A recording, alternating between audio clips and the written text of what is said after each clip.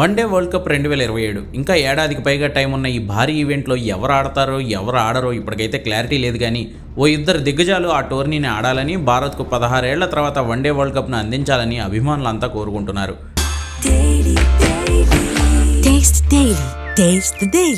ఆ ఇద్దరే hit man Rohit Sharma, king Virat Kohli. అయితే రోహిత్, కోహ్లీలు మ్యాచ్లు ఆడకుండా చేసే ప్రయత్నాలు ఆ మధ్యకాలంలో భారీగానే జరిగాయి.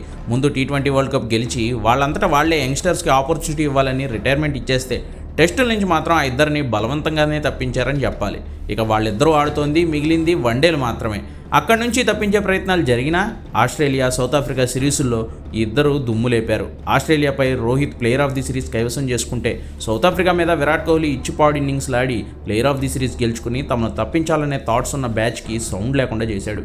మరి ఇప్పుడు రోహిత్ శర్మనే నేరుగా తన ప్లేస్ గురించి కూడా మాట్లాడాడు. ఓ ఐసీసీ ఈవెంట్లో అడిగిన ప్రశ్నకు రోహిత్ తనకు కోహ్లీకి గ్రేడ్ తగ్గించడం మీద రెస్పాండ్ అయ్యాడు.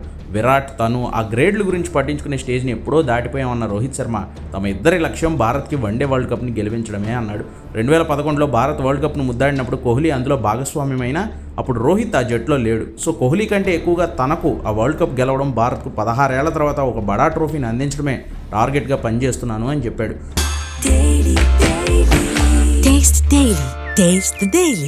సో వరల్డ్ కప్ వరకు తను ఉంటానని, వరల్డ్ కప్ ఆడతానని ధీమాను హిట్ మ్యాన్ చూపించడంపై ఫ్యాన్స్ అయితే ఫుల్ ఖుషీలో ఉన్నారు.